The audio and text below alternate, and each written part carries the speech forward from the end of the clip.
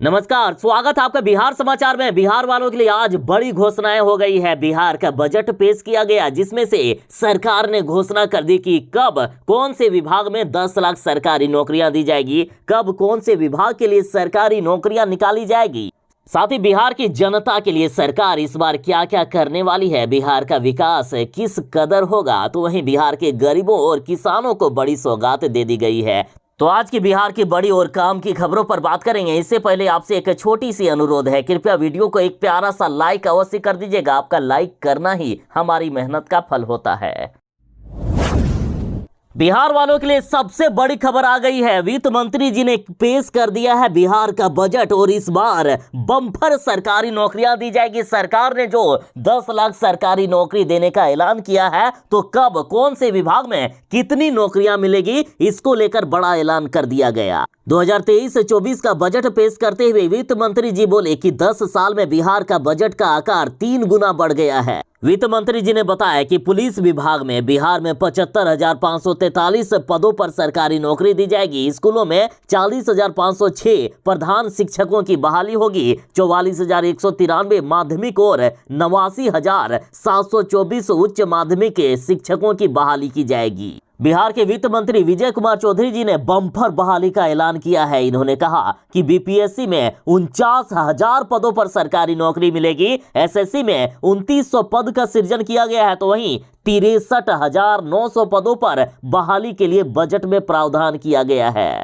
विजय चौधरी जी बोले कि बिहार का विकास दर शानदार रहा है। सीमित संसाधनों के विकास दर ज्यादा है। बजट आकार देश में 14वें स्थान पर है और बिहार का विकास दर 10.98% तक है। वित्त मंत्री विजय चौधरी जी ने कहा कि राज्य में 10 लाख युवाओं को नौकरी देने की योजना है। इसके अलावा बिहार लोक सेवा आयोग द्वारा 49,000 रिक्तियां भरी जाएगी। इसके अलावा बीटीएससी में 12,000 रिक्तियां हैं। इसके अलावा शिक्षकों की भर्तियां चल रही है और इसे भी मई तक पूरा कर लिया जाएगा। साथ ही वित्त मंत्री जी ने कहा कि एम्बुलेंस और ई रिक्शा के लिए अब सरकार अनुदान देगी। कोई यदि ई रिक्शा या टोटो खरीदना चाहते हैं तो सरकार उन्हें मदद करेगी। तो वहीं मदरसे के पुनर्निर्माण के लिए 40 करोड़, पीएमसीएच के विस्तार के लिए 5,540 करोड़, नारी शक्ति योजना के लिए 60 करोड़, बालिका साइकिल योजना के लिए 50 करोड़, बालिका पोशाक योजना के लिए 100 करोड़, मैट्रिक में फर्स्ट आने वाले के लिए 94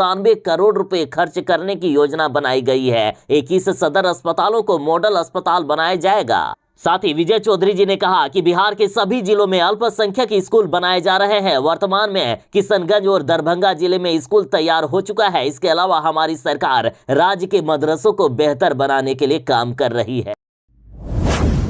देश के करोड़ों किसानों के लिए बड़ी खुशखबरी है। केंद्र सरकार ने पीएम किसान सम्मान निधि योजना की 13वीं किस्त की राशि किसानों के खाते में भेज दिए हैं। जो पीएम किसान सम्मान निधि योजना के लाभुक हैं और यदि उनके खाते में पैसे भेजे गए हैं, तो कुछ इस प्रकार से उनके मोबाइल नंबर पर मैसेज भी आया होगा, जिससे पीएम किसान योजना की 13वीं किस्त के रूप में दिसंबर 2022 से मार्च 2023 अवधि की 2,000 रुपए सम्मान राशि आपके बैंक खाते में भेज दी गई है। आशा है कि इससे आपको खेती की जरूरतों में मदद मिलेगी। आपका नरेंद्र मोदी। पीएम किसान सम्मान निधि योजना की हर अपडेट आपके मोबाइल नंबर पर हमेशा दी जाती है। जैसे इससे पहले मैसेज आया था कि प्रधानमंत्री 27 फरवरी 2023 को दोपहर 3 बजे बेलगावी कर्नाटक से पीएम किसान योजना की 13वीं किस्त की राशि जारी करेंगे।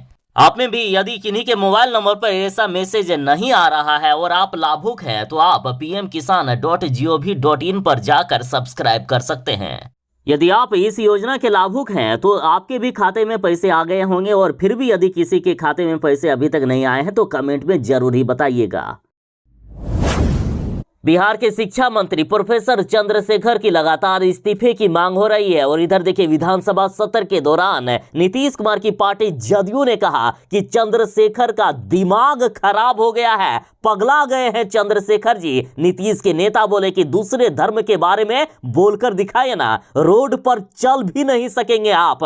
हिंदू धर्म का अपमान करना बंद कर, यदि हिम्मत है तो दूसरे धर्म के बारे में एक बार बोलकर दिखा दे। घर से बाहर निकलना मुश्किल हो जाएगा, रोड पर चलना आपका मुश्किल हो जाएगा। देखिए, बिहार के शिक्षा मंत्री जी ने आज फिर से कहा है कि रामचरितमानस में जो कूड़ा कचरा है उसे हटा देना चाहिए। तो चंद्रशेखर के बार बार ऐसे बयान देने पर नीतीश कुमार की पार्टी जदयू पूरी तरह से बौखला गई। अब जदयू विधायक ने कहा है कि चंद्रशेखर जी पगला गए हैं, उनका दिमाग डिफेक्टिव हो गया है, दिमाग खराब हो गया है, उनको इलाज करने की जरूरत है, उनको पागल खाने भेज देना चाहिए। बता दें कि ये बड़ा बयान जदयू विधायक संजीव कुमार जी ने दिया है।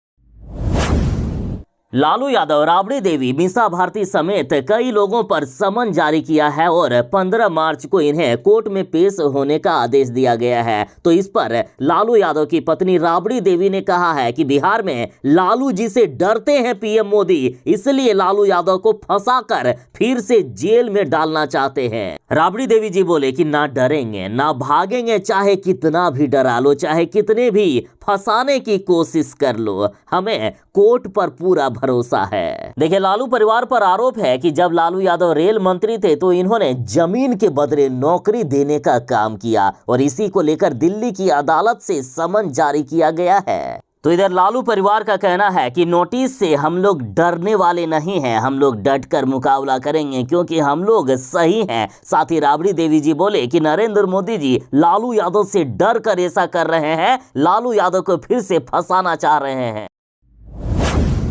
बिहार के कई विभागों में सरकारी नौकरियां निकाली जा रही है। साथ ही तेजस्वी यादव ने ऐलान कर दिया है कि जो हमने 10 लाख सरकारी नौकरी और 10 लाख रोजगार देने का वादा किया है, इसे हम जल्द ही पूरा करेंगे। और देखिए, अभी बड़ी खबर है कि बीपीएससी ने सिविल जज के 155 पदों पर बम्पर वैकेंसी निकाल दी है और इसे लेकर नोटिफिकेशन भी जारी कर दिया है। इच्छुक उम्मीदवार 27 मार्च 2023 तक ऑनलाइन आवेदन कर सकते हैं। एज लिमिट की बात करें तो 22 साल से लेकर 35 साल के युवा इसके लिए आवेदन कर सकते हैं। हाँ, आरक्षित वर्ग वालों को एज लिमिट में छूट भी मिलेगा।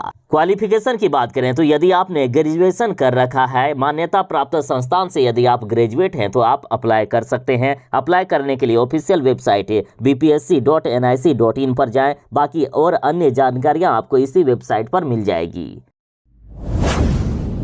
केंद्रीय मंत्री गिरिराज सिंह ने मुख्यमंत्री नीतीश कुमार जी पर तंज कसते हुए कहा है कि नीतीश कुमार ने तो रंग बदलने में गिरगिट को भी फेल कर दिया है। साथ ही नीतीश कुमार जी जब भी जिस पार्टी को धोखा देते हैं, जो पार्टी विपक्ष में होती है, वो लगातार यही बात कहती है कि नीतीश कुमार जी कब पलटी मार दे, इनका कोई भरोसा नहीं है। जब महागठबंधन को छोड़कर नीतीश कुमार जी एनडीए में गए थे, उस समय से लालू यादव के बेटों ने ही नीतीश कुमार जी को पलटू चाचा कहना शुरू किया था और अब गिरिराज सिंह बोले हैं कि नीतीश कुमार ने गिरगिट को भी फेल कर दिया। साथ ही बीजेपी नेता ने कहा है कि बिहार में नीतीश कुमार का इकबाल खत्म हो गया है और अब बीजेपी भविष्य में कभी भी नीतीश कुमार जी से कोई भी गठबंधन नहीं करेगा। यदि नीतीश कुमार जी से बीजेपी ने कोई भी संबंध रखा तो भाजपा की भी विश्वसनीयता खतरे में पड़ जाएगी। साथ ही गिरिराज सिंह ने यहां तक कहा है, यदि केंद्र सरकार बिहार की मदद ना करे तो बिहार के अधिकारियों और नेताओं की गाड़ियों का डीजल भी खत्म हो जाएगा। बीजेपी नेता ने इस ओर कहा है कि बिहार के नेताओं की इतनी भी औकात नहीं है कि वे लोग अपने पैसे से अपनी गाड़ियों पर तेल भी भरवा सके। जो नेताओं की गाड़ियों पर तेल भी भराता है ना, उसका भी पैसा केंद्र सरकार से ही आता है। जो राजद नेता सुधाकर सिंह लगातार मुख्यमंत्री नीतीश कुमार जी से इस्तीफा मांग रहे हैं। साथ ही मुख्यमंत्री नीतीश कुमार जी को इन्होंने भिखंडी और दुनिया का सबसे बड़ा भिखारी कह दिया। साथ ही कहा कि नीतीश कुमार ने बिहार को बर्बाद करके रख दिया है। जब तक वे इस्तीफा नहीं देंगे तब तक बिहार का विकास कदापि नहीं हो सकता है। तो अब बड़ी खबर है, देखिए, विधानसभा में तेजस्वी यादव ने कहा है कि सुधाकर सिंह पर जरूर कार्रवाई होगी, जल्द ही इसमें राजद सुप्रीमो फैसला लेंगे। मुख्यमंत्री नीतीश कुमार जी पर सुधाकर सिंह के हमले को लेकर तेजस्वी यादव ने साफ तौर पर कहा है कि सुधाकर सिंह यदि बार बार नीतीश कुमार के खिलाफ बोल रहे हैं तो इसका मतलब यही है कि वे बीजेपी और आरएसएस के लिए काम करने लगे हैं। और अब तेजस्वी यादव ने बड़ा ऐलान कर दिया है कि सुधाकर सिंह पर जल्द ही कार्रवाई करेगी राजद। देश के प्रधानमंत्री माननीय नरेंद्र मोदी के भाई की तबीयत को लेकर बड़ी अपडेट सामने आ रही है। पीएम मोदी के छोटे भाई अस्पताल में भर्ती हैं। देखिए, पीएम मोदी के छोटे भाई प्रहलाद मोदी की आज अचानक तबीयत बिगड़ गई। उन्हें चेन्नई के एक निजी अस्पताल में भर्ती कराया गया है। जानकारी के अनुसार प्रहलाद मोदी यहां राष्ट्रीय स्तर के आध्यात्मिक दौरे पर आए थे और पिछले दिनों वह कन्याकुमारी, मदुरै और तमिलनाडु के कुछ अन्य स्थानों पर भी इसी सिलसिले में गए थे और अब जाकर इनकी तबीयत इतनी ज्यादा खराब हो गई है कि इन्हें अस्पताल में भर्ती किया गया। बता दें कि पीएम मोदी के छोटे भाई प्रहलाद मोदी किडनी की समस्याओं से जूझ रहे हैं। इनकी किडनी भी काफी हद तक खराब है। इन्हें चेन्नई के 1000 लाइट्स अपोलो अस्पताल में भर्ती कराया गया है। ममता बनर्जी की पार्टी तृणमूल कांग्रेस यानी टीएमसी का ट्विटर अकाउंट हैक हो गया है और हैकरों ने इनका नाम बदलकर युगा लैब्स रख दिया। हैकरों ने मंगलवार की सुबह अखिल भारतीय तृणमूल कांग्रेस के आधिकारिक ट्विटर अकाउंट को ही हैक कर लिया। टीएमसी के ट्विटर अकाउंट पर 649 के फॉलोअर थे और इनके ट्विटर अकाउंट को देखे किस तरह से युगा लैब्स से नाम रख दिया गया है। और बताया जाता है कि युगा लैब्स एक अमेरिका आधारित ब्लॉकचेन कंपनी है।